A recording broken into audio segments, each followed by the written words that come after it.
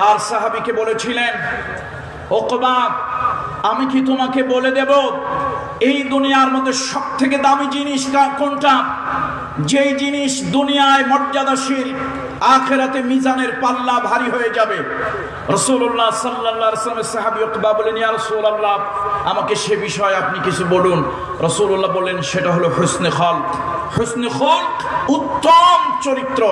সুতরাং আজকে যুব সমাজ, আপনারা যারা এখানে এসেছেন, এই সমাজ যুবকদেরকে চায়, রাষ্ট্র যুবকদেরকে চায়, ইসলাম যুবকদেরকে চায়, আল্লাহ যুবকদেরকে চায়। যুব সমাজ যদি ভালো হয়, আলহামদুলিল্লাহ আমাদের দেশটা ভালো হয়ে যাবে ইনশাআল্লাহ। আর যুব সমাজ যদি খারাপ হয়, কোন তাবিজ কবিজ ঝাড়ফুঁক খন্নার কবিরাজ বৈদ্য দিয়া এই সমাজ ভালো বানানো যাবে না। সুতরাং কি ভালো বানাতে হবে বলেন তো? যুবকদেরকে। কি ভালো বানাতে হবে বলুন? যুবকদেরকে ভালো বানাতে চাই আমরা। আল্লাহ তাআলা কুরআনুল কারীমের মধ্যে तमाम দুনিয়ার যুবকদের জন্য একজন যুবক পয়গম্বরের দৃষ্টান্ত আল্লাহ তাআলা তুলে ধরলেন। قد كانت لكم أسوة حسنة في إبراهيم والذين معه। আল্লাহ তাআলা বলেন, তোমাদের জন্য আমার পয়গম্বর ইব্রাহিমের মধ্যে আদর্শ আছে এবং তার যারা সঙ্গী সাথী ছিল তাদের মধ্যে তোমাদের জন্য আদর্শ আছে। আমার যুবক বন্ধুরা, যদি যুবক বয়সে সত্যি যদি কিছু হতে চান, ইব্রাহিম আলাইহিস সালামের মতো হন। আমার বন্ধুরা, যদি সত্যি নিজেকে কিছু করতে চান, ইউসুফ আলাইহিস সালামের মতো হন। যে ইউসুফ আলাইহিস সালাম টকবগে সুন্দর তরুণ যুবক, তার সামনে এক সুন্দরী রমণী প্রেম নিবেদন করলো, ভালোবাসা নিবেদন করলো, নিজেকে উজাড় করে দিল ইউসুফ আলাইহিস সালামের সঙ্গে।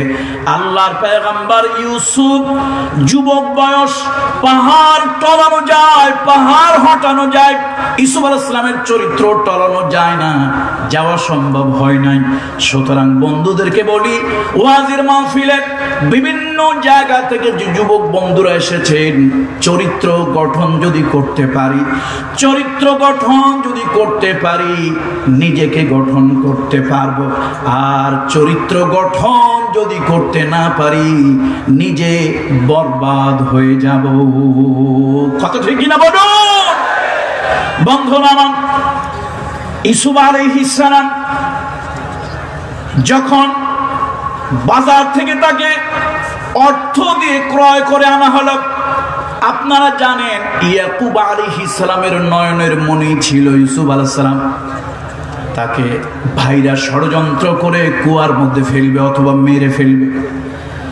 ইউসুফ আলাইহিস সালাম যুবকদের জন্য আদর্শ রাখলেন, ও যুবকেরা, আমি বিপদে আপদে পড়ে আমার আল্লাহকে ভুলে যাই নাই। কোন গাছের কাছে, মাছের কাছে, পীরের কাছে, তাগার কাছে, সুতার কাছে, কবরের কাছে সাহায্য চাই নাই। আমি কোন মখলুকের কাছে সাহায্য চাই নাই। আমি সাহায্য চেয়েছিলাম একমাত্র আরশের মালিক আল্লাহর কাছে। ইউসুফ আলাইহিস সালাম কুয়ার মধ্যে পড়ে কার কাছে সাহায্য চাইলেন বলুন তো? বলুন, কার কাছে সাহায্য চাইলেন? আজকে যুবকদেরকে সেই শিক্ষাটা নিতে হবে। জীবনের জন্য, জীবনের বিভিন্ন সময়ে দুর্যোগ আসে, বিপদ আসে, বালা মুসিবত আসে, কষ্টের দিন আসে। Life is not a bed of roses. ছোটবেলায় পড়েছিলাম, life is not a bed of roses. জীবনটা কোনো ফুল সজ্জা নয়, ফুলে ফুলে সুশোভিত সজ্জার নাম জীবন নয়। ঘাত প্রতিঘাত, চড়াই উত্তরায়ের নাম জীবন। সুতরাং জীবনের এইরকম বিপদ আপদ বালা মুসিবত যদি আসে, ইউসুফ আলাইহিস সালাম শিক্ষা দিল, সর্বপ্রথম তাওয়াক্কুল কার উপরে হবে? আস্থা কার উপরে হবে? সাহায্য কার কাছে চাইতে হবে? জোরে বলুন। কোন ব্যক্তির কাছে তিনি সাহায্য চান না, কোন ফকির দরবেশের কাছে কি তিনি সাহায্য চান নাই। সাহায্যের যদি প্রয়োজন হতো এবং প্রয়োজন হয়েছিল, তিনি তার পরদাদা ইব্রাহিম আলাইহিস সালামের কাছে সাহায্য চাইতে পারতেন, আমার পরদাদা ইব্রাহিম খলিলুল্লাহ কোথায় আছেন, আপনি আমাকে সাহায্য করুন। কিন্তু তিনি বাবার একটা সবক গ্রহণ করেছিলেন। ইয়াকুব আলাইহিস সালাম তার সন্তানদের সাথে যখন ইউসুফ আলাইহিস সালামকে দেন, ইউসুফ আলাইহিস সালাম ছোট মানুষ, যেতে চায়, ভাইরাও নিতে চায়, ইয়াকুব আলাইহিস সালাম দিতে চান না। শেষ পর্যন্ত তিনি ছেড়ে দিয়ে বলেছিলেন, বাবা যদি বিপদ আপদ তোমার উপরে আসে, কোন মুসিবত তোমার উপরে আপতিত নিপতিত হয়, আল্লাহকে ভুলিও না। কাকে ভুলিও না? তাহলে আল্লাহর উপরে ভরসা রাখিও। বন্ধুরা আমার, ইউসুফ আলাইহিস সালামকে যখন কুয়ার মধ্যে ছেড়ে দেওয়া হলো, তখন তিনি ভরসা করলেন আল্লাহর উপরে। তিনি ডাক দিলেন আল্লাহ, আল্লাহকে ডাক দিলেন। সে ডাক আরশে আজিম পর্যন্ত চলে গেল।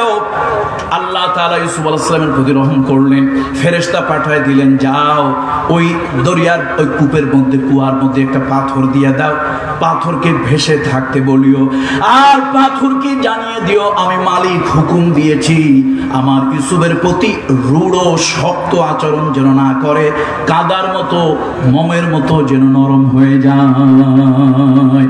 বন্ধুরা আমার, ও যুবকেরা, আজকের এই মাহফিলে, পেকুয়ার মাহফিল থেকে শিক্ষা নিয়ে বাড়ি যেতে হবে। যুবকদের প্রথম শিক্ষা হলো, জীবনের যত চড়াই উতরাই বিপদ আপদ বালা মুসিবত আসুক না কেন, কখনো ধৈর্য হারা হওয়া যাবে না, আর আল্লাহর উপরে ভরসা রাখতে হবে, অন্য কারো উপরে ভরসা না। এবার ইউসুফ আলাইহিস সালাম ভাগ্যের বিবর্তনে বলার আমার সময় হবে না, ভাগ্যের বিবর্তনে তিনি বিক্রি হলেন, ভাইদের ষড়যন্ত্রে চলে গেলেন সভ্যতার লীলাভূমি মিশরের বাজারে। মিশরের বাজার নিয়ে তাকে উঠানো হলো, দুনিয়ার মানুষ তাকে দেখলো, অবাক হলো। এমন সুন্দর সুদর্শন যুবক পুরুষ, এমন সুন্দর চেহারা। ওই দেশের অর্থমন্ত্রী আজিজে মিসর তাকে অনেক অর্থ দিয়ে কিনে বাড়ি নিয়ে গেল। আমরা জানি বাজার থেকে কিনে আনলে সেটা হয় গোলাম, স্লেভ সার্ভেন্ট, টাকা দিয়ে মানুষ কেনা বেচা আগের যুগে হতো।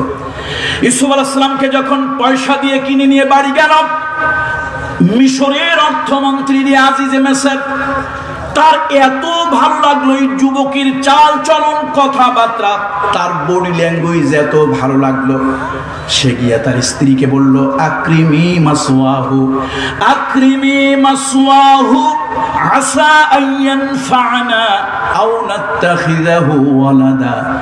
ও জুলাইখা, এই সুন্দর যুবক, সুদর্শন যুবক, উচ্চ বংশের যুবক, এই যুবককে তোমার কাছে দিলাম, খবরদার গোলাম চাকরের মতো তার সঙ্গে ব্যবহার করবে না, সুন্দর আচরণ করবে, সম্মানজনক আচরণ করবে। জুলাইখা চিন্তা করলো, এত সুন্দর যুবক তো আগে কখনো দেখি নাই, এমন সুন্দর চেহারাওয়ালা যুবক, পূর্ণিমার চাঁদের মধ্যে কলঙ্ক আছে, কালো দাগ আছে, এই যুবকের মধ্যে কোনো কলঙ্ক নাই, এত সুন্দর করে আল্লাহ তাআলা তাকে বানিয়েছেন। জুলাইখার মতো একজন সুন্দরী যুবতী নারী পরকীয়ায় লিপ্ত হলো, ইউসুফ আলাইহিস সালামের প্রতি প্রেম নিবেদন করলো, কিন্তু আল্লাহ তাআলা তাকে এত সৎ চরিত্রের বানালেন, এত উন্নত চরিত্রের বানালেন, হুসনে খুলক আল্লাহ তাআলা তাকে দিলেন। পাহাড় টলানো যায়, পাহাড় টলানো যায়, এই যুবক নিজের চরিত্রের উপরে এত দৃঢ় মজবুত, তাকে একটু টলানো গেল না। সুবহানাল্লাহ। তাহলে যুবকেরা, আজকে সমাজে এই যুবক পরকীয়ায় লিপ্ত আছে কি নাই? আছে কি নাই? ইফটিজিং হয়। ইফটিজিং কারা করে? আকাশ থেকে ফেরেশতা এসে ইফটিজিং করে নাকি? কারা করে? এই সমাজের লোকেরাই তো করে। সুতরাং এই সমাজের লোকগুলো যদি ভালো হয়ে যায়, তাহলে সমাজে ইফটিজিং আর হবে না, ইফটিজিং কেউ করবে না। আসুন, যুবকদেরকে আগে পাল্টাতে হবে। আমরা যে জিহাদের ময়দানে যাব, ভালো যুবক না হইলে তো পিছন থেকে সব মুনাফিকদের মতো ভেগে চলে যাবে। এই জন্য যুবকদেরকে আগে গঠন করতে হবে। বিশ্বনবী 13টা বছর মক্কায় গঠন করেছে, যখন চৈত্রবান হয়েছে, আদর্শবান হয়েছে, বিশ্বনবী তাদেরকে নিয়ে বাতিলের বিরুদ্ধে লাফিয়ে পড়েছে। মাত্র 313 জন 1000 জনকে কাবু করে ছেড়ে দিয়েছে। ঠিক কিনা জোরে বলুন। যুবকদেরকে কি হতে হবে? যুবকদের কি হতে হবে জোরে বলুন, কি হতে হবে? চরিত্রবান হতে হবে। কি হতে হবে? ওই যে ইংরেজিতে একটা কথা আছে না, when your character কি মানি, when your money is lost your something is lost, কেউ কয় nothing is lost, when your health is lost your something is lost, when your character is lost your everything is lost. সুতরাং চরিত্র যদি আমরা হারিয়ে ফেলি, সব হারিয়ে ফেলবো। চরিত্রের থেকে দামি সম্পদ, চরিত্রের থেকে মূল্যবান সম্পদ আর কিছুই হতে পারে না। বন্ধুরা আমার, মিশরের যত ধনাঢ্য সুন্দরী নারী, মিশরের যত এলিট শ্রেণীর নারী আছে, সব নারীরা ইসুফ আলাইহিস সালামকে দেখে অবাক হয়ে গেল। বলল, মা হাদা বাশারান, এই লোকটা তো কোনো মানুষ নয়, এমন সুন্দর চেহারা কোনো লোক মানুষ হতে পারে না। মালাকুন কারীম, নিশ্চয় কোনো সম্মানী ফেরেশতা হবে। হযরত ইউসুফ আলাইহিস সালাম জুলাইখার ট্যাপে পড়ে গেলেন, ষড়যন্ত্রে পড়ে গেলেন। সে এক লম্বা চূড়া কথা। ওই ষড়যন্ত্রের কারণে তিনি জেলখানার মধ্যে গেলেন। জেলের মধ্যে দুইজন যুবক স্বপ্ন দেখলো। স্বপ্ন দেখে মনটা উতাল পাতাল করতে লাগলো। কি স্বপ্ন দেখলাম? আরেকজন বলল, নিশ্চয় স্বপ্নের মধ্যে কিছু ব্যাখ্যা, তাবিল, বিশ্লেষণ আছে। চলো আমরা ভালো একজন মানুষ খুঁজি, যেই মানুষটার কাছে স্বপ্নের কথা বলতে পারবো। আমি বলি না, আল্লাহর কোরআন সাক্ষী, আল্লাহর কোরআন বলে ওরা অনেক খোঁজাখুঁজি করলো। জেলখানার মধ্যে একজন ভালো মানুষ তারা পেল। সেই লোকটাকে গিয়ে বলল, ইন্না নারাকা মিনাল মুহসিনিন। আল্লাহু আকবার। কোরআন সাক্ষী দিচ্ছে, কোরআন বলছে এত মানুষ জেলের ভিতরে, চোর, ডাকাত, আসামি, তারপরে কয়েদি, বিভিন্ন ধরনের মানুষ। দুইজন যুবক খুঁজে খুঁজে খুঁটে খুঁটে একজনের কাছে গিয়েছে, বলছে, ইন্না নারাকা মিনাল মুহসিনিন। এই যুবক, তুমি ইউসুফ, আমরা এই জেলের মধ্যে যত মানুষ আছে সব থেকে তোমাকে আমরা আলাদা দেখতে পাচ্ছি। তোমার চাল, তোমার চলন, তোমার কথা, তোমার বার্তা, তোমার আচার, তোমার আচরণ অন্যের তুলনায় সম্পূর্ণ ব্যতিক্রম ধর্মী।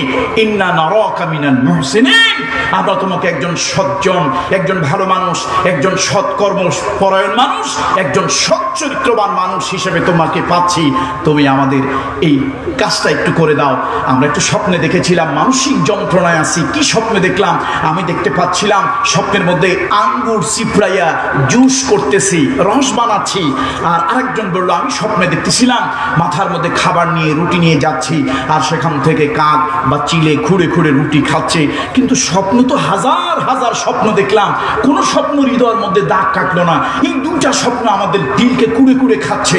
আমার কাছে মনে হচ্ছে, এই যুবক, আমাদের কাছে মনে হচ্ছে তোমার চাল চলন ওঠা বসা দেখে যুবক তুমি অন্য যুবকের মতো নও। আমাদের এই স্বপ্নর সঠিক ব্যাখ্যা তুমি বলে দিতে পারবে।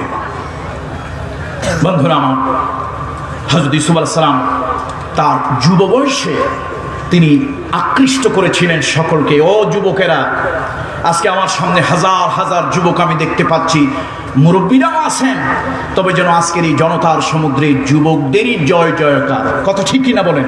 সুতরাং এই যুবকগুলি যদি ভালো হয়, চরিত্রবান হয়, বাবা না ইয়াবা, কি যেন একটা আছে না, ইয়াবা, এটা কি বুড়া মানুষে বেশি খায় না যুবকরা বেশি খায়? কারা খায়? কথা কর না কেন?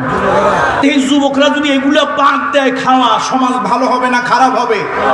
এই মাদকের কারণে, এই মাদকের নেশায় অ্যাডিক্টেড হয়ে, নেশাগ্রস্ত হয়ে, ঐশী তার পিতা মাহফুজুর রহমান সাহেব পুলিশের একজন ঊর্ধ্বতন কর্মকর্তা ছিলেন, পলিটিক্যাল উইং, যার দায়িত্বে ছিল সম্ভবত এসপি বা এসপির মর্যাদা।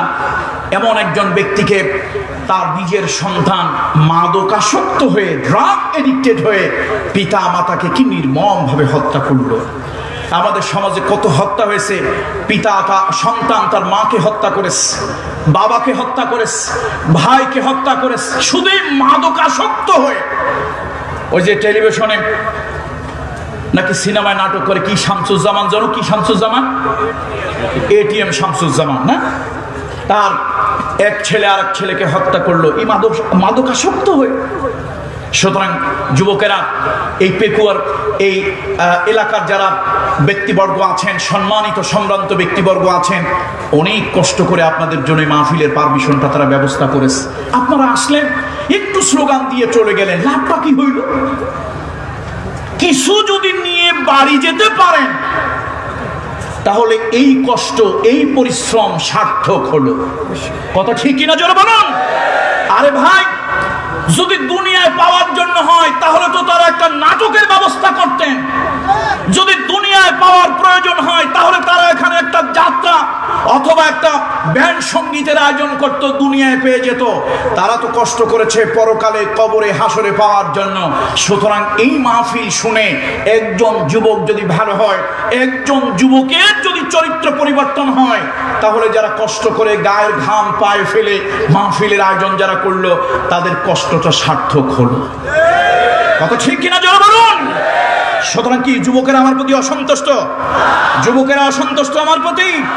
এই যুবক, তোমরা আমার কাছ থেকে জেহাদের কথা শুনতে চাও, আমিও তোমাদেরকে নিয়ে আল্লাহর কসম জিহাদের ময়দানে যেতে চাই। কিন্তু শর্ত হলো, জিহাদের ময়দানে যদি চরিত্র গঠন করে না যেতে পারো, তুমি তো মুনাফিক আব্দুল্লাহ ইবনে উবাইর মতো জিহাদের ময়দান ছেড়ে পিছনে হটে চলে আসবে। সুতরাং চরিত্র গঠন। যুবকদের কি দরকার? যুবকদের কি দরকার জোরে বলুন, জোরে বলুন। যুবকদের কি দরকার? চরিত্র গঠন দরকার। চরিত্র চরিত্র সম্মানিত উপস্থিতি, যুবকেরা উত্তম চরিত্রবান হবে, যুবকেরা ভালো চরিত্রবান হবে, মাহফিল সার্থক হবে। চরিত্রের সাথে একটু নামাজ ছাড়া কি চরিত্র হয়? তো হুজুর লোকটা খুব ভালো, আমি সব ভালো কাজ করি, যা একটু নামাজটা পড়ি না। লোকটা আমি খুব ভালো, যা একটু কি নামাজটা পড়ি না। আচ্ছা বলেন তো, নামাজ না পড়লে কি ভালো হতে পারে? নামাজ নাই যা ঈমান নাই। সুতরাং যুবকেরা, ভালো হওয়ার জন্য নামাজ পড়তে হবে, আল্লাহকে হাজির নাজির জেনে। আল্লাহ তাআলা আমাকে দেখছেন, আনতা আবুদাল্লাহা কাআন্নাকা তারাহু ফাইন লাম তাকুন তারাহু ফাইন্নাহু ইয়ারাক। তুমি আল্লাহকে হাজির জেনে, আল্লাহ আমাকে দেখছে, এই অনুভূতি জাগ্রত করে তুমি আল্লাহকে যেন দেখছো তোমার হৃদয়ের চক্ষু দিয়ে। হৃদয়ের চক্ষু দিয়ে তুমি আল্লাহকে দেখছো, এই অনুভূতি জাগ্রত করে তোমাকে নামাজি হতে হবে। তুমি যদি নামাজি হতে পারো, ইন্নাস সালাতা তানহা আনিল ফাহশাই ওয়াল মুনকার, ইন্নাস সালাতা তানহা আনিল ফাহশাই ওয়াল মুনকার। এই যুবক, তুমি যদি 5 ওয়াক্ত সালাত আদায় করো, সালাতে অভ্যস্ত হও, মসজিদে গিয়ে যদি সালাত আদায় করতে পারো, তাহলে আল্লাহ তাআলা তোমার চরিত্রের খারাপ যত দিক আছে আল্লাহ তাআলা পরিবর্তন করে ভালো দিক দিয়ে দেবে। সুতরাং আমরা নামাজি হব না হব না?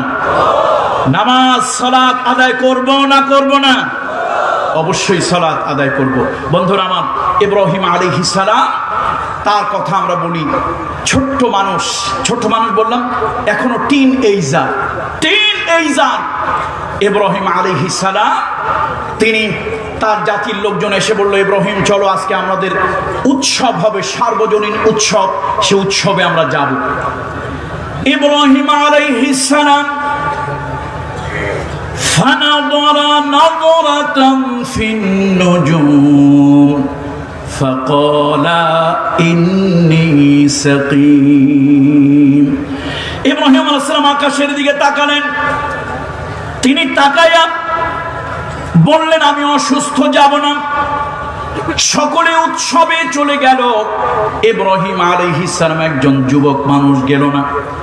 কারণ কি? ও যুবক, তোমার সামনে আরেকজন অন্যায় করবে, অপরাধ করবে, তুমি করবে না। দুনিয়ার সবাই করুক, তুমি করবে না। ইব্রাহিম আলাইহিস সালামের জাতির সকলে উৎসবে গিয়েছিল, গান গেয়েছিল, আনন্দ করেছিল, মদ পান করেছিল, বিভিন্ন ধরনের ফুর্তি নাজাইজ অনেক কিছু করেছিল। ইব্রাহিম আলাইহিস সালাম যান নাই। গোটা জাতি যে কাজে গেল তিনি গেলেন না, একদিকে রইলেন। তার কারণ হলো ইব্রাহিম আলাইহিস সালামের মধ্যে আদর্শ ছিল পরকালীন জীবনের চিন্তা চেতনার আদর্শ। তিনি বললেন, আমি যাব না, আমি অসুস্থ। ইব্রাহিম আলাইহিস সালাম সুস্থ মানুষ, নিজেকে অসুস্থ বললেন। আমাদের কাছে মনে হচ্ছে তিনি অসত্য কথা বললেন, অথচ আল্লাহ তাআলা তার ব্যাপারে বললেন ইন্নাহু কানা সিদ্দীকান নাবিয়্যা। আমি আল্লাহ তাআলা সাক্ষ্য প্রদান করছি, আমার ইব্রাহিম খলিল সত্যবাদী নবী। আমার ইব্রাহিম সুস্থ অবস্থায় তিনি বললেন অসুস্থ। তোমাদের কাছে মনে হতে পারে আমার খলিলুল্লাহ অসত্য কথা বলেছেন, আমার খলিলুল্লাহ সঠিক কথা বলেননি মনে হতে পারে। আমি আরশের মালিক সাক্ষ্য প্রদান করছি তিনি সত্যবাদী, সত্য কথা বলেছেন। নবীরা হলেন জাতির অভিভাবক, নবীরা হলেন জাতির অভিভাবক। ওয়ারাসাতুল আম্বিয়া, আলেম ওলামারা হলো জাতির অভিভাবক। জাতি যদি শিরকের ভিতরে, বেদাতের ভিতরে, কুফরের ভিতরে যদি নিমজ্জিত হয়ে যায়, ওই জাতির অভিভাবক পয়গম্বর, ওই জাতির অভিভাবক আলেম ওলামা কখনো মানসিকভাবে সুস্থ থাকতে পারেন না। কথা ঠিক কিনা যারা বলুন? যে সমাজে শিরক চলবে, বেদাত চলবে, আর ওই সমাজের আলেমরা যদি নাকের ভিতরে তেল দিয়ে ঘুমায়, বুঝতে হবে মানসিকভাবে আলেমরা অসুস্থ, পাগলের মাথা খারাপ হয়েছে। এই জন্য সমাজ নিয়ে যুবকেরা চিন্তা করবে। সমাজ নিয়ে কারা চিন্তা করবে? যুবকেরা চিন্তা করবে। তবে খারাপ চিন্তা না, জ্বালাও পোড়ার চিন্তা না, আগুন লাগানোর চিন্তা না, ভাঙচুরের চিন্তা না, সমাজ গঠনের চিন্তা। কি বলুন, কোন চিন্তা? বলুন কোন চিন্তা? সমাজ গঠনের চিন্তা। ইব্রাহিম আলাইহিস সালাতু ওয়াস সালাম তিনি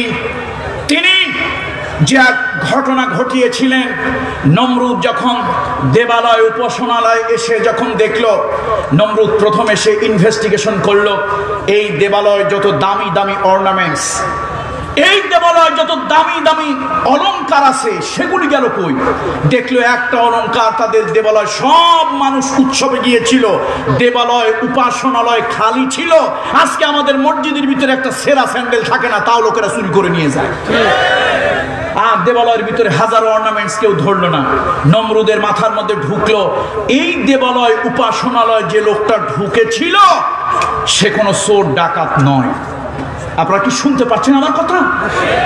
কিভাবে ভাবলো, কিভাবে বুঝলো চোর ডাকাত নয়?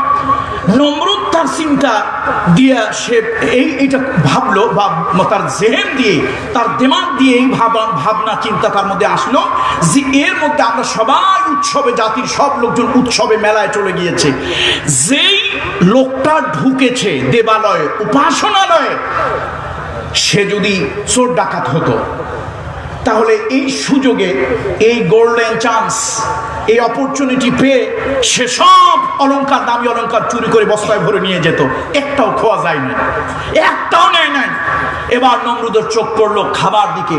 দেবতার সামনে যে প্রসাদ দেওয়া হয়েছে, অর্ঘ্য নিবেদন করা হয়েছে, ফল ফলাদি দেওয়া হয়েছে, কি দামি দামি সুন্দর সুন্দর খাবার। ইব্রাহিম আলাইহিস সালাম ঢুকে বলেছিল আলা তাকুলুন, তোমরা খাচ্ছ না কেন? মা লাকুম লা তানতিকুন, আরে কথা বলছো না কেন? নমরুদ ভিতরে ঢুকে চিন্তা করলো এত সুন্দর সুন্দর কি লোভনীয় প্রসাদ আছে ভিতরে, কেউ কোনো প্রসাদ খায় না। তাহলে বোঝা গেল চোর ডাকাত দেবালয় ঢোকে নাই। কথা কি কানের মাথার মধ্যে, মগজের মধ্যে ঢোকে না? ঢোকে না? কথা বলেন না কেন, ঢোকে কি না? চিন্তা করলো যদি কোনো চোর ডাকাত দেবালয় ঢুকে থাকতো তাহলে একটা দামি অলংকার থাকতো না, সব বস্তায় ভরে নিয়ে চলে যেত। যদি কোনো পেটু ক্ষুধার্ত ব্যক্তি খাবার নামে যদি ঢুকতো, সব খাবার খেয়ে ফেলতো। সে খাবারও খায় নাই, অর্নামেন্টসও চুরি করে নেয় নাই। তাহলে যে ঢুকেছে সে অন্য কোনো উদ্দেশ্য নয়, এই জাতিকে একটা মেসেজ দেওয়ার জন্য। দেখেন না, বিভিন্ন মোবাইল কোম্পানি একটা মেসেজ দিয়ে আপনাকে সতর্ক করে তোমার ব্যালেন্স কিন্তু প্রায় শেষ। এই কথা ঠিক কিনা জোরে বলেন? এখন নমরুদ বুঝতে পারলো যে আমার দিন শেষ, এরকম একটা মেসেজ নিয়ে কেউ ঢুকছে ভিতরে। এখন এই বুদ্ধিশুদ্ধি না হইলে চুরি ডাকাতি শেষরামি করা যায়? কথা কয় না যায়। এক বাপের দুই ছেলে বাড়িতে রাখছে, বাড়ি একটু যদি লেখলো কোনো মতে 33 পাইলে টাইনে টুনে পাস। শেষে ছেলে কয়জন? আরে কয় না, ছেলে কয়জন? রহিম আর করিম, আব্দুর রহিম আব্দুল করিম। তো বেচারা, আচ্ছা আচ্ছা মাশাআল্লাহ আমার পাশে, বেচারা কি করছে, নকল দিছে, নিচে লিখে দিয়েছে তুমি লেখিয়া করিমকে দিবে। কি লেখছে কোন তো, মানে তুমি এটা লেখবা, নকলটা লেখবা গোপনে, সাবধানে লেখবা, লিখিয়া কারে দিবা? করিমকে দিবা। ও যে গাধার গাধা, এমন গবেট গাধা, ওর নকল ঠিকই লাগছে, লিখে আবার খাতার মধ্যে লিখে দিয়েছে তুমি লিখিয়া করিমকে দিও। আচ্ছা বলেন তো, এক্সামিনার কিছু বুঝছে না বোঝে নাই? বুঝছেনি? এই যে কোন জাতের আব্দুল করিম, কোন জাতের আব্দুর রহিম, বুঝছে না বোঝে নাই? সুতরাং 2 নম্বরই 6 নম্বরই করতে হলে একটু বুদ্ধি টুদ্ধি লাগে, একেবারে বুদ্ধি ছাড়া কিছু হয় না। এখন নমরুদ চিন্তা করলো বুদ্ধি টুদ্ধি তো মাথায় কিছু আসে না, নাই। নমরুদের মাথার মধ্যে খালি ঘুরতে লাগলো, চোর ডাকাত ঢুকলে অর্নামেন্টস নিত, খাবারের লোভে ঢুকলে খাবার খেত, না অর্নামেন্টস দামি কোনো অলংকার খোয়া গেল, হারা গেল, না কোনো খাদ্য খাবার খেয়ে ফেললো। তাহলে যে লোকটা ঢুকছে অন্য কোনো উদ্দেশ্য না, একটা ছোট্ট মেসেজ দিয়ে গেল তোমাদের দিন শেষ, তোমাদের দিন শেষ। এখন নমরুদের মাথার মধ্যে খালি ঘোরে, বুড়া মানুষ কখনো এই সমাজ পরিবর্তনের চিন্তা করে না, যা করে যুবকেরা করে। সমাজ নিয়ে চিন্তা কি বুড়া মানুষে করে না, যুবকেরা করে? আরে বুড়া তো নিজের জান নিয়েই টানাটানি। এক বুড়া গিয়ে কয় রাসূলুল্লাহ সাল্লাল্লাহু আলাইহি ওয়াসাল্লাম, হাদিস, রাসূলুল্লাহ সাল্লাল্লাহু আলাইহি ওয়াসাল্লামের কাছে গিয়ে বলছি ইয়া রাসূলুল্লাহ, ইয়া হাবিবাল্লাহ, হুজুর আমার জন্য একটু দোয়া করেন, আমি যেন বেহেশতে যাই। আল্লাহ নবী বলেন তো বুড়া মানুষ তো বেহেশতেই যাবে না। লোকটা খালি হাসবেন না, বাস্তব কথা। লোকটাকে দিয়ে অস্থির হয়ে গেল। শেষে রাসূল মুস্কি হেসে বললেন, আরে শোনো, তুমি জান্নাতে যাবে, তবে বুড়ো হয়ে নয়, কি হয়ে? নওজওয়ান, যুবক হয়ে। বুড়া মানুষ যদি বেহেশতে যায় তাহলে মুশকিল, প্রস্রাবের জায়গায় পায়খানা করে ফেলবে, পায়খানার জায়গায় প্রস্রাব করে ফেলবে। তাহলে নমরুদের মাথার মধ্যে একটা কিছু ঢুকছে, যে ঢুকছে সে কি না বলেন তো? আরে কথা না বলো তো আমি কথা বলবো না। সে কি না? চোর ডাকাত না। যে ঢুকছে সে খাবারের জন্য খাদক না, লুভি না। যে ঢুকছে একটা মেসেজ দিয়ে গেল এই জাতিকে, এই একটা মেসেজ দিয়ে গেল। নমরুদ চিন্তা করলো জাতিকে পাল্টানোর মেসেজ, জাতিকে একটা সংকেত দিয়ে যারা যায় তারা কোনো বুড়ো নয়, যুবক। কোরআন শরীফ সাক্ষী, কথা আমার কোনো বানানো কথা নয়। এবার নমরুদ জিজ্ঞেস করলো, আচ্ছা আমাদের সমাজ নিয়ে, আমাদের দেশ নিয়ে, আমাদের ব্যবস্থাপনা নিয়ে কথা বলে এরকম যুবক কি আছে? লোকেরা চিৎকার দিয়ে বলল, ক্বালু সামি'না ফাতান ইয়াযকুরুহুম ইউকালু লাহু ইব্রাহিম। হে আমাদের সম্রাট, হে আমাদের খোদা সঠিক বলেছেন। এই দেশের মধ্যে একজন যুবক আছে, সব যুবক যখন গান গায়, নাচে গায়, সেই যুবক তখন নাচ গান থেকে বিরত থাকে। সব যুবকেরা যখন সূর্যের সামনে মাথা নত করে, দেবতার সামনে মাথা নত করে, মূর্তির সামনে মাথা নত করে, বিভিন্ন বড় বড় শক্তির কাছে মাথা নত করে, একজন যুবক আছে আরশের মালিক আল্লাহ ছাড়া কারো কাছে মাথা নত করে না, কারো কাছে মাথা নোয় না। ওই যুবকের নাম হলো ইব্রাহিম। তাহলে নমরুদের কথা কোরআনের কথায় মিল আছে না নাই? বুড়ার নাম ইব্রাহিম না যুবকের নাম ইব্রাহিম? যুবকের নাম ইব্রাহিম। তাহলে যুবকেরা, ও যুবকেরা, এত বড় বিশাল মাহফিল যারা আপনাদের জন্য আয়োজন করছে কষ্ট ক্লেশ করে, গোপন খবর তো রাখেন না। আল্লাহর এই বান্দারা ইসলাম পর্যন্ত দিয়ে নিজেরা রিস্ক নিয়ে আপনাদেরকে দিনের কথা শোনানোর ব্যবস্থা করেছে।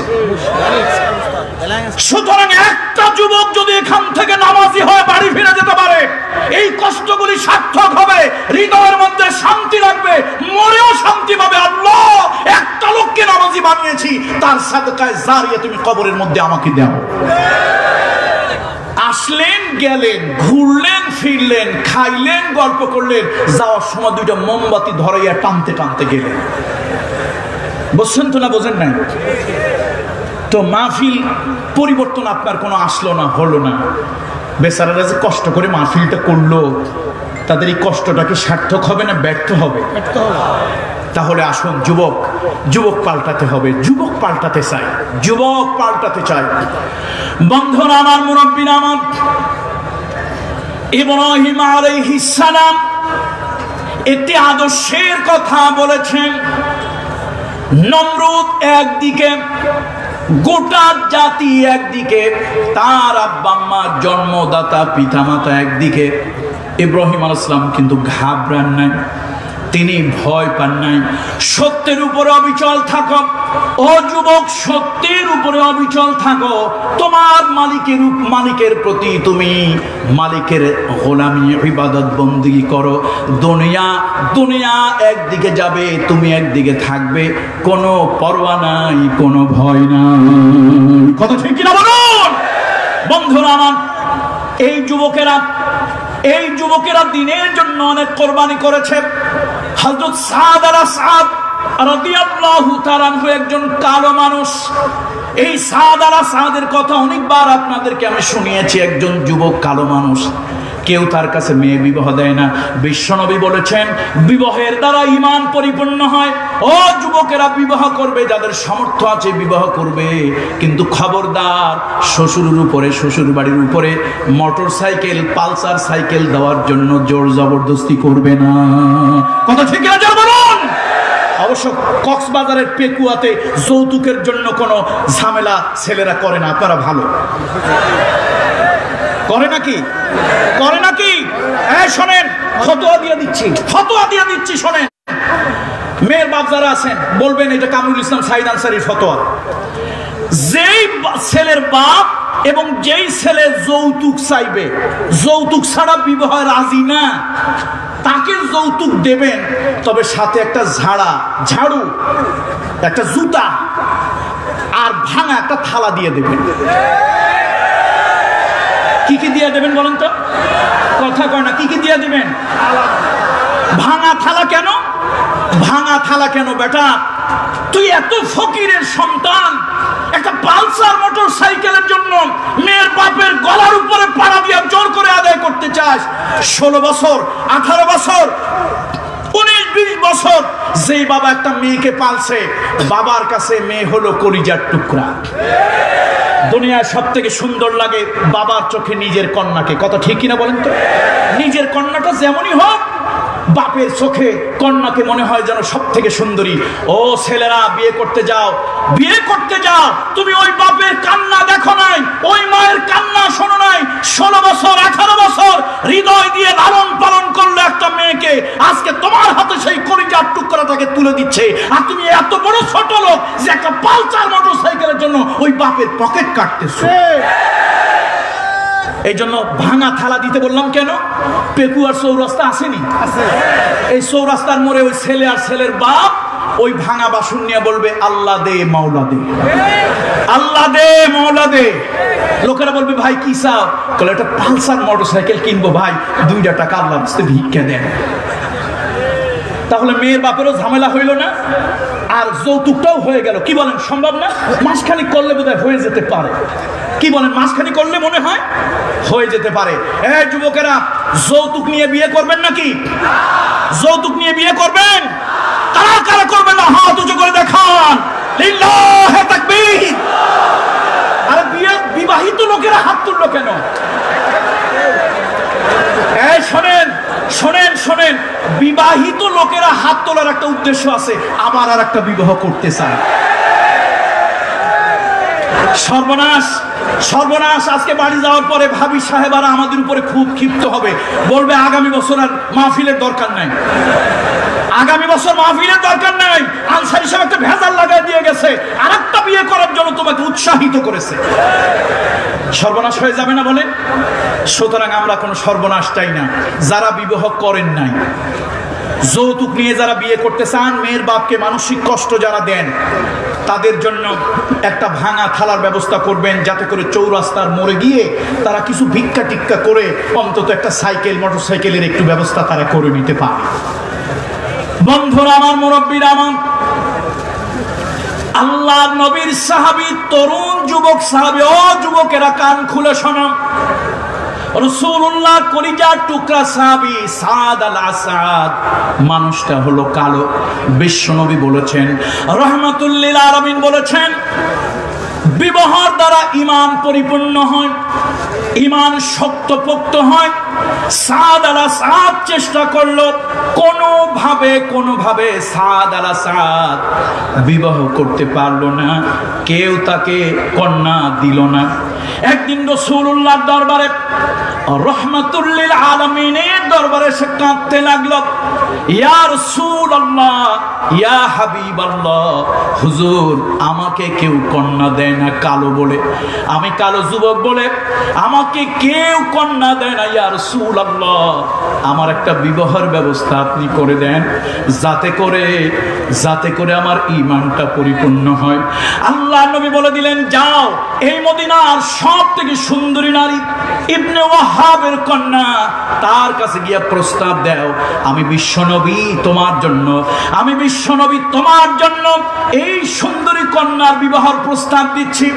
সাদ আলা সাদ কালো মানুষ, ও যুবকেরা কান খুলে শোনো, সাদ আলা সাদ কালো মানুষ, গরিব মানুষ, মদিনার একজন সম্ভ্রান্ত ব্যক্তি ইবনে ওয়াহাব তার কাছে চলে গেল, গিয়া বলল, আপনার ঘরে একটা সুন্দরী কন্যা আছে, রহমাতুল লিল আলামিন, দো জাহানের সর্দার নবী মুহাম্মদুর রাসূলুল্লাহ সাল্লাল্লাহু আলাইহি ওয়াসাল্লাম আপনার কন্যার জন্য আমাকে বিবাহের প্রস্তাব দিয়েছেন। ইবনে ওয়াহাব ক্ষিপ্ত হলো, কত বড় সাহস তোমার দিলের মধ্যে, কত বড় সাহস, তোমার মতো একজন গরিব মানুষ যার কোনো ঠিকানা নাই, পরিচয় নাই, তোমার মতো গরিব মানুষ আমার কন্যা বিবাহের কেন প্রস্তাব দিচ্ছ? তাকে নাজেহাল করলো, অসম্মান করলো, অপমান করে ছেড়ে দিল। বন্ধুরা আমার, যখন ইবনে হযরত সাদ আলা সাদ যখন মনের কষ্ট নিয়ে, দিলের ব্যথা নিয়ে যখন বাড়ি ফিরে যাচ্ছিল, এমন সময় পর্দার আড়াল থেকে একটা সুন্দর কণ্ঠ ভেসে উঠল, বলল, হে আব্বাজান, আমি এই মদিনার সুন্দরী রমণী সবাই জানেন, কিন্তু যেই ছেলেটা প্রস্তাব নিয়ে আসছে সে গরিব মানুষ, কালো মানুষ, আব্বা তাকে ঘৃণা করবেন না, তুচ্ছ করবেন না, রহমাতুল লিল আলামিন বিবাহের প্রস্তাব পাঠিয়েছে। আমি জানি এই ছেলে আমার উপযুক্ত নয়, তারপরও রহমতের নবী প্রস্তাব পাঠিয়েছে, আল্লাহর হাবিব প্রস্তাব পাঠিয়েছে। যদি রাসূলুল্লাহ বেজার হয়ে যায়, নবীজি যদি অসন্তুষ্ট হয়ে যায়, হয়তো আল্লাহ তাআলা আমার প্রতি অসন্তুষ্ট হয়ে যাবে। আব্বা জান, এই বিবাহে আপনি রাজি হন, আমিও রাজি। রহমাতুল লিল আলামিনের সম্মান রেখে আমরা এই বিবাহের প্রস্তাবে রাজি। সাদ আলা সাদ খুশি হয়ে গেল। রাসূলুল্লাহর কাছে ওই পর্দার আড়াল থেকে নারী বলল, হে যুবক, গিয়া রাসূলুল্লাহর কাছে বলেন, আল্লাহর নবী তিনি যেন মোহর নির্ধারণ করেন, আল্লাহর নবী যেন বিবাহের ব্যবস্থা যেন করে দেন। সাদ আলা সাদ গরিব মানুষ, এতদিন চেষ্টা করেছে, কেউ তাকে মেয়ে দেয় নাই, গরিব বলে, চামড়াটা কালো বলে কেউ তাকে মেয়ে দেয় নাই। আজকে তার স্বপ্ন পূর্ণ হবে, তার মতো একজন কালো মানুষ তার ঘরে আসবে, মদিনার সব থেকে একজন সুন্দরী নারী। রাসূলুল্লাহর কাছে গিয়ে আনন্দে আত্মহারা, ইয়া রাসূলুল্লাহ, পিতা অস্বীকার করেছিল, আমার উপরে রাগ করেছিল, কিন্তু কন্যা রাজি হয়েছে, আপনাকে বিবাহের ব্যবস্থা করতে বলেছে, দেনমোহর নির্ধারণ করার জন্য আপনাকে বলেছে। রাসূলুল্লাহ বললেন, যাও 400 দিনার বা দিরহাম এই বিবাহের মোহর নির্ধারণ করলাম। সাদ আলা সাদ বলি, ইয়া রাসূলুল্লাহ, ইয়া হাবিবাল্লাহ, সর্বনাশ হয়ে গেছে। ইয়া রাসূলুল্লাহ, আমি এত গরিব মানুষ, শুধু তো কালো না, আমি জন্মের মতো গরিব, আমি জীবনে কোনোদিন 40টা দিনার দিরহাম এক জায়গায় দেখি না। ইয়া রাসূলুল্লাহ, এত দিনার দিরহাম কোথা থেকে দেব? আল্লাহর নবী বললেন, যাও, সব ব্যবস্থা হয়ে যাবে। এই দুইজন সাহাবীর কাছে যাও, আমার পক্ষ থেকে সালাম দাও, আমি তোমার বিবাহের ব্যবস্থা করেছি, শুধু সালাম দাও, আমার দৃঢ় বিশ্বাস একটা ব্যবস্থা আল্লাহ তাআলা গায়েব থেকে করে দেবেন। দুইজন সাহাবীর কাছে চলে গেলেন। সাদ আলা সাদ, লম্বা চূড়া কথা, সাদ আলা সাদ দুইজনের কাছে গেলেন, জিজ্ঞেস করলো, কেন এলে? বলল, আমি যুবক মানুষ, বিবাহের দ্বারা ঈমান তরতাজা হয়, ঈমান পরিপূর্ণ হয়, আমি বিবাহ করতে চেয়েছিলাম, কেউ কন্যা দেয় না। শেষ পর্যন্ত রাসূলুল্লাহ সাল্লাল্লাহু আলাইহি ওয়াসাল্লাম ইবনে ওয়াহাবের কন্যাকে বিবাহের জন্য প্রস্তাব দিয়েছে, তিনি রাজি না, তার কন্যা রাজি হয়েছে। সুতরাং আল্লাহর নবী বিবাহের ব্যবস্থা করলেন। 400 দিনার দরকার। সঙ্গে সঙ্গে ঘর থেকে তিনি 200 দিনার এনে দিলেন, দিয়ে বললেন যাও তোমার মোহরের অর্ধেক আমি আদায় করে দিলাম। এবার কি যেন চিন্তা করলেন, আর বললেন শোনো, শুধু মোহর দিয়া বিবাহ হয় না, নতুন বধূর জন্য সুন্দর কিছু মার্কেটিং বাজার সদাই করা লাগে, যাও ওই বাবদ আমি কিছু তোমাকে আরো হাদিয়া দিলাম। মনের মধ্যে বড় আনন্দ। রাসূলুল্লাহ পাঠিয়েছেন, আল্লাহ নবীর ইজ্জতে সম্মানে মোহরানার অর্ধেক আদায় হয়ে গেছে, আবার মার্কেটিং করার জন্য কিছু টাকা পয়সা পাওয়া গিয়েছে। এবার চলে গেলেন দ্বিতীয় জন উসমান জিন্নুরাইনের কাছে। রাসূলুল্লাহ সাল্লাল্লাহু আলাইহি ওয়াসাল্লামের কলিজার টুকরা সাহাবী। ভাইরা আমার, এই দুনিয়ায় কিছু বড় লোকের ধন কখনো দিনের কাজে লাগে নাই, আবার কিছু বড় লোক আছে তাদের ধন দৌলত আল্লাহ তাআলা দিনের কাজে লাগিয়েছেন। সব ধরনের লোক, ভালো মন্দ সবই আছে দুনিয়ায়। হযরত ওসমান রাদিয়াল্লাহু তাআলা শুনলেন, ঘরের থেকে 200 দিনার বা দিরহাম বের করে দিলেন। এবার তিনি বললেন শোনো, শুধু মোহরানা দিয়ে তো বিবাহ করা যায় না, আনুষঙ্গিক কিছু খরচ বরচ লাগে, যাও তোমার বিবাহের মার্কেটিং এর জন্য এই খরচটাও আমি দিলাম। কিছু এক্সট্রা দিয়ে দিলেন। মনের মধ্যে বড় আনন্দ। এক পকেটে, এক থলির মধ্যে মোহরানার টাকা, আর এক পকেটে নতুন বধূ সুন্দরী সুনায়না সুদর্শনা এই রমণীর জন্য, নতুন বধূর জন্য মার্কেটিং করা টাকা। দুই পকেটে নিয়ে বাজারে গেলেন। নিজ হাতে সুন্দর সুন্দর বাজারগুলি দেখতেছে, সদায় দেখতেছে নববধূর জন্য। হঠাৎ একজন লোক এলান দিল রাস্তায়, আল জিহাদ ফি সাবিলিল্লাহ আইয়ুহাল ইখওয়ান, আল জিহাদ ফি সাবিলিল্লাহ। ও মদিনার লোকেরা, বিশ্বনবী দ্বীনের জন্য, ইসলামের জন্য, কালেমার জন্য কোথায় যেন অভিযানে পাঠাবে। সকলকে মসজিদে নববীতে রাসূলুল্লাহ ডাকতেছে। এবার সবাই মসজিদে নববীর দিকে যেতে লাগলো। যার যার দোকানপাট বন্ধ করে হাট বাজার রেখে মসজিদে নববীর দিকে রওনা হলো। সাদ আলা সাদের মতো যুবক মানুষ, তিনি দোকানদারকে বললেন, ভাই আমার বাজার সদাই রইল, আমি পরে আসবো। এক পকেটে মোহরের টাকা, এক থলের মধ্যে মোহরের টাকা, আর এক থলের মধ্যে মার্কেটিং এর টাকা। মসজিদে নববীতে গেলে আল্লাহর নবী বললেন, দিনের জন্য জীবনের বিনিময়, জীবনের বিনিময় কারা জান্নাত কিনতে চাও তৈরি হয়ে যাও। জীবনের জন্য জীবন দিয়ে যারা জান্নাত কিনতে চাও তৈরি হয়ে যাও। সাদ আল আসাদ চলে আসলো বাজারে, মোহরের টাকা দিয়ে ঘোড়া কিনল, মার্কেটিং এর টাকা দিয়ে ঢাল তরবারি কিনল। সে মনে মনে ভাবল, আমি বিবাহ করে ঈমান পরিপূর্ণ করব, আর জিহাদের ময়দানে গিয়া দ্বীনের জন্য, সত্যের জন্য, রাসূলুল্লাহর জন্য জীবনটা দিয়া যদি জান্নাত পাওয়া যায়, তাহলে এত কষ্ট করে আর লাভ কি? এই জন্য তিনি ভাবলেন, রাসূলুল্লাহ যদি আমার চেহারাটা দেখেন, আল্লাহ নবী এই জিহাদের ময়দানে আমাকে যেতে দিবেন না। সাদ আল আসাদ ঘোড়া নিয়ে আসলো, মুখটাকে ভালো করে ঢাকলো। সকালবেলা রওনা হলো, সাহাবীদের সঙ্গে চুপে চুপে তিনিও রওনা হলেন মুখটা ঢেকে। আল্লাহ রাসূল যেন কোনোভাবেই আমাকে না দেখে, তাহলে রাসূলুল্লাহ আমাকে যেতে দেবেন না জিহাদের ময়দানে। আমি তো দুনিয়ার ফুল সজ্জার রাত কাটাতে চাই না, আমি তো আল্লাহর জান্নাতে যেতে চাই। আল্লাহর জান্নাতের হুর গিলমানের খিদমত আমি চাই। সাদ আল আসাদ মুখটাকে ঢেকে যখন রওনা হলো, সাহাবীরা বলাবলি করতে লাগলো, সবার মুখটা খোলা, তার মুখটা আটকানো। নিশ্চয় কোনো ষড়যন্ত্রকারী, নিশ্চয় কোনো শত্রু বাহিনীর লোক হবে। হযরত আলী ডেকে বললেন, শোনো, খামাখা ঝামেলা করিও না, আমরা মুসলমান, আমরা মুসলমান, আমাদের মধ্যে কোনো দুষ্কৃতিকারী আসবে তা আমার বিশ্বাস হয় না। হয়তো আল্লাহর ফেরেশতা হবে, না হলে কোনো মুসলমান ভাই তার সমস্যার জন্য মুখ ঢেকে রেখেছে। বন্ধুরা আমার, শুরু হলো পথ চলা। সাদ আল আসাদ চলে গেল জিহাদের ময়দানে। অনেক লম্বা কথা, আমি শেষ করার জন্য সংক্ষেপ করছি। জিহাদের ময়দানে বিশ্বনবী যখন সৈন্য রিক্রুট করলেন, সাজাতে লাগলেন, সাদ আল আসাদকে আল্লাহর নবী দেখে ফেললেন। রাসূলুল্লাহ প্রথমে একটু অসন্তুষ্ট হলেন, জিহাদের ময়দানে তুমি কেন এলে? সাদ আল আসাদ, ও যুবক, ও যুবক, তোমার মতো একজন যুবক চোখের পানি ছেড়ে দিয়া বলল, ইয়া রাসূলুল্লাহ, আমি গরিব মানুষ, কালো মানুষ বলে কেউ আমাকে মেয়ে দেয় না।